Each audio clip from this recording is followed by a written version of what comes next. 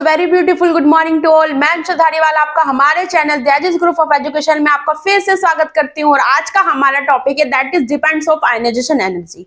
इसमें हम बात करेंगे कि जो आयनाइजेशन एनर्जी होती है उसमें क्या क्या वेरिएशंस आते हैं और क्या क्या उसके फैक्टर्स हैं जो आयनाइजेशन एनर्जी को अफेक्ट करते हैं। तो हम लेक्चर को स्टार्ट करने से पहले बात करते हैं कि आप हमारे चैनल को सब्सक्राइब कर लें और वीडियो को लाइक और शेयर करें। तो चलते हैं हम अपने लेक्चर पे। वीडियो को स्किप ना करें, क्या पता आपके लिए वो इंपॉर्टेंट हो कि आपको वीडियो को स्किप करो और कोई भी एक भी पॉइंट मैं ऐसा इंपॉर्टेंट बताऊं जो आपके लिए बेनिफिशियल हो, मतलब बहुत ज्यादा हेल्पफुल रहे आपके एग्जाम के लिए। तो आइए हम अपने टॉपिक पे आते हैं that is atomic size. Atomic size जो होता है वो होता है आयनाइजेशन एनर्जी जो होती है वो होती है डायरेक्टली प्रोपोर्शनल टू 1 साइज। ऐसा क्यों होता है? क्योंकि जो न्यूक्लियस के पास जो इलेक्ट्रॉन्स होते हैं उनको निकालने के लिए ज्यादा एनर्जी लगती है। जैसे जैसे इलेक्ट्रॉन दूर चले जाते हैं न्यूक्लियस से, फर्स्ट से second third fourth fifth six cell में चले जाते हैं, तो उनको निकालने में एनर्जी क्या लगती है? कम लगती है। क्योंकि यहाँ पे इलेक्ट्रॉन्स क्या है, जैसे कि आपके पास एक शेल है, फिर दो शेल है, आपके पास एक शेल अलग है, एक शेल अलग है, ये अलग है और ये अलग है। इसके पास क्या है? एक इलेक्ट्रॉन है। इस इलेक्ट्रॉन को निकालने में क्या होगा कि एनर्जी बहुत ज्यादा लगेगी। वो इसी वजह से, ड्यू टू द रीजन, क्योंकि जो इलेक्ट्रॉन है वो क्या है? बहुत ज्यादा क्लोज है किसके? न्यूक्लियस के बहुत ज्यादा क्लोज है। तो इसमें आयनाइजेशन एनर्जी उतनी ही ज्यादा लगेगी। जैसे आयनाइजेशन एनर्जी फिर कम लगेगी, कब लगेगी कम? जब वो न्यूक्लियस से क्या होगा, इलेक्ट्रॉन जैसे जैसे दूर होता चलेगा उसमें आयनाइजेशन एनर्जी क्या हो जाएगी? डिक्रीज हो जाएगी। तो यहाँ पे आयनाइजेशन एनर्जी ज्यादा लगेगी। तो उसी का फॉर्मूला क्या है? That is ionization energy is directly proportional to the 1 size. तो ऐसे क्वेश्चंस क्या होते हैं? ये छोटी छोटी सी बेसिक चीजें होती हैं, आपको याद करने की जरूरत पड़ती है। क्योंकि क्या होता है नीट में, अगर आपको ये कॉन्सेप्ट्स क्लियर होते हैं तो आपको जो वहां के न्यूमेरिकल्स होते हैं या फिर कोई भी आपसे क्वेश्चंस होते हैं वहां आपको करने में क्या मिलती है? हेल्प मिलती है। क्योंकि कॉन्सेप्ट अगर आपके क्लियर हैं तो क्वेश्चंस क्या होते हैं? इजी वे में आप कर लेते हो। तो आइए बात करते हैं next one, that is nuclear charge. अब आयनाइजेशन एनर्जी में क्या होता है? न्यूक्लियर चार्ज होता है। तो न्यूक्लियर चार्ज को हम किससे डिनोट करते हैं? Z से डिनोट करते हैं। क्योंकि क्या है कि जो एक मतलब न्यूक्लियस के पास क्या है? बहुत सारे इलेक्ट्रॉन है। तो यहाँ पे क्या होगा? यहाँ पे बहुत सारे इलेक्ट्रॉन है और यहाँ पे और ज्यादा इलेक्ट्रॉन है। यहाँ पे 3 या 4 इलेक्ट्रॉन है, यहाँ पे ज्यादा इलेक्ट्रॉन है। तो क्या होता है? आयनाइजेशन एनर्जी उनमें ज्यादा लगेगी। क्यों? क्योंकि यहाँ पे बहुत सारे इलेक्ट्रॉन है। बहुत सारे इलेक्ट्रॉन को निकालने के लिए ज्यादा एनर्जी लगेगी और कम इलेक्ट्रॉन को निकालने के लिए एनर्जी कम लगेगी। तो आयनाइजेशन एनर्जी क्या हो गई इसमें? Directly proportional to the Z हो गई। Z को हम एटॉमिक नंबर भी मान लेते हैं और उसको हम क्या मान लेते हैं? नंबर ऑफ प्रोटॉन भी हम मान लेते हैं। तो उसका फॉर्मूला क्या हुआ? That is ionization energy is directly proportional to the Z। अब आए हम नेक्स्ट थर्ड पॉइंट पे, that is electronic configuration. Electronic configuration क्या होता है? सबसे पहले इलेक्ट्रॉनिक कॉन्फिगरेशन 2 टाइप्स के होते हैं। फर्स्ट आ जाता है आपका हाफ फील्ड, सेकंड वन आ जाता है फुल्ली फील्ड। हाफ फील्ड का मतलब होता है कि उसमें जो इलेक्ट्रॉन्स है वो स्टेबल है। क्योंकि जो चीज स्टेबल है उसको निकालने में क्या होगी? बहुत ज्यादा दिक्कत होगी, बहुत ज्यादा प्रॉब्लम होगी, बहुत ज्यादा टफ होएगा उनको निकालने के लिए।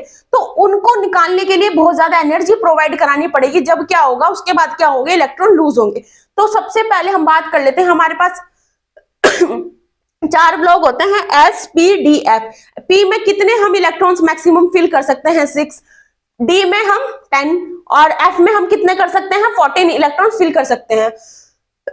ये किस में हुआ? फुल्ली फील्ड में हुआ। बट हाफ फील्ड में कितना होगा? P 3। क्यों? क्योंकि 6 थे तो 3, 10 तो हाफ 5, F 14 हाफ 7। तो इतने हम इलेक्ट्रॉन्स क्या कर सकते हैं? इसमें फिल कर सकते हैं। और इनमें आयनाइजेशन एनर्जी बहुत ज्यादा लगेगी। वो इसी वजह से लगेगी क्योंकि जो इलेक्ट्रॉन को निकालना क्या हो जाता है हमारे लिए?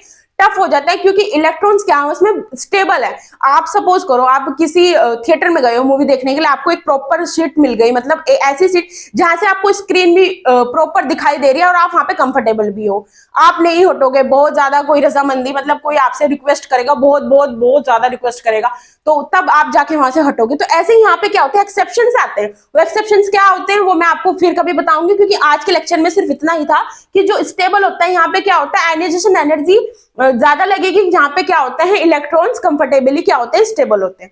अब नेक्स्ट वन बात कर लेते हैं हम पेनिट्रेशन इफेक्ट। पेनिट्रेशन इफेक्ट को हम सबशेल इफेक्ट भी बोलते हैं। वो हम सबशेल इफेक्ट क्यों बोलते हैं? वो इसी वजह से बोलते हैं क्योंकि इसमें भी क्या होता है? इलेक्ट्रॉन बहुत ज्यादा क्लोज होते हैं किसके? न्यूक्लियस के। जैसे कि SPDF, मतलब 4 हमारे पास ब्लॉक होता है SPDF। अब जैसे न्यूक्लियस के पास S पास में है, फिर डी, नहीं सॉरी, इस पी, फिर डी, फिर एफ। तो क्या हुआ कि मतलब एस को निकालने में एनर्जी हमें बहुत ज्यादा प्रोवाइड करानी पड़ेगी, क्योंकि क्यों, क्योंकि जो उसकी इलेक्ट्रोस्टैटिक फोर्स है, जो bonds of attraction, force of attraction है, वो न्यूक्लियस के पास क्या है, बहुत ज्यादा है। जैसे जैसे वो शेल से दूर चला जाएगा, 1 से 2 में या 2 से 3 में, 3 से 4 में, तो ऐसे ऐसे क्या होगा, उसकी आयनाइजेशन एनर्जी भी कम हो जाएगी, और पास रहेगा तो आयनाइजेशन एनर्जी क्या होती है, बहुत ज्यादा होती है। तो ऐसे ही ये पॉइंट बहुत ज्यादा इंपॉर्टेंट है, इसको ध्यान रखना। ओके, तो S is greater than P, P is greater than D और D is greater than F। क्यों, क्योंकि जैसे जैसे न्यूक्लियस से इलेक्ट्रॉन दूर जाएगा, ऐसे ऐसे क्या होएगा, उनकी एनर्जी क्या होती चली जाएगी, कम होती चली जाएगी। अब बात कर लेते हैं वेरिएशंस की। ये मैंने आपको बताया, तो ये क्या था, ये ऐसे हैं जो डिपेंड करते हैं आयनाइजेशन एनर्जी किस किस फैक्टर्स पे क्या होती है, डिपेंड होती है। तो ये मैंने आपको 4 पॉइंट्स बताए। ओके, अब बात कर लेते हैं वेरिएशन, मतलब चेंजेस क्या क्या आते हैं, कैसे कैसे आयनाइजेशन एनर्जी डिक्रीज होती है और आयनाइजेशन एनर्जी इंक्रीज होती है। तो सबसे पहले आता है along a period. Along a period का मतलब ये है कि अगर हम पीरियोडिक टेबल में लेफ्ट टू राइट जाएंगे, ठीक है, लेफ्ट टू राइट जाएंगे, तो जैसे कि लिथियम है, बेरिलियम है, boron, carbon, nitrogen, oxygen, fluorine और नियोन, ये क्या है, सारे एलिमेंट्स हैं। तो हम यहां से जाएंगे, मतलब इस लेफ्ट से लेके हम कहां जाएंगे, राइट की ओर जाएंगे, तो क्या होगा, आयनाइजेशन एनर्जी क्या होगी, इंक्रीज होगी, और न्यूक्लियर चार्ज भी क्या होगा, इंक्रीज होगा। ये भी बहुत ज्यादा इंपॉर्टेंट है, आपसे पूछ लेते हैं नीट में कि जो एनर्जी होती है लेफ्ट से राइट जाने में, आयनाइजेशन एनर्जी इंक्रीज होती है या फिर डिक्रीज होती है, या फिर बोथ होती है, या फिर नन ऑफ दीज होती है। ऐसे 4 ऑप्शंस आते हैं नीट में पूछने के लिए। तो क्या होगी, आयनाइजेशन एनर्जी क्या होती है, इंक्रीज हो रही है। अब नेक्स्ट वन बात करते हैं down a group. Down a group का मतलब ये है कि पीरियोडिक टेबल में ऊपर से लेकर अगर हम नीचे की तरफ आते हैं, तो उसमें जो आयनाइजेशन एनर्जी होती है वो डिक्रीज होती है कि इंक्रीज होती है, वो डिक्रीज होगी। वो क्यों डिक्रीज हो रही है, क्योंकि देखो हाइड्रोजन है, हाइड्रोजन में एक इलेक्ट्रॉन है, उसको निकालने में बहुत ज्यादा एनर्जी लगेगी। क्यों, वो इसी वजह से, क्योंकि जो उसका इलेक्ट्रॉनिक कॉन्फ़िगरेशन है वो 1 है, और जो न्यूक्लियस के पास है उसको निकालने में बहुत ज्यादा एनर्जी लगेगी। तो हाइड्रोजन क्या है, ये क्या है, न्यूक्लियस के बहुत जस्ट पास है। क्योंकि इसका साइज भी बहुत छोटा है। जैसे जैसे साइज इंक्रीज होएगा, जैसे कि hydrogen, lithium, sodium, potassium, magnesium, aluminium, क्या हो रहा है, इनकी साइज जैसे जैसे इंक्रीज होंगे तो एनर्जी वैसे वैसे क्या होती चली जाएगी, डिक्रीज होती चली जाएगी। तो उसी के अकॉर्डिंग इसमें पूछ सकते हैं कि जो आयनाइजेशन एनर्जी है वो डिक्रीज हो रही है क्या, फिर इंक्रीज हो रही है। तो क्या हो रहा है, हमारी जो आयनाइजेशन एनर्जी हो रही है इसमें डाउन अ ग्रुप, तो वो क्या हो रही है, डिक्रीज हो रही है। थैंक यू सो मच, मिलते हैं आपसे नेक्स्ट वीडियो में। उम्मीद करती हूँ आपको लेक्चर पसंद आया होगा। Thank you.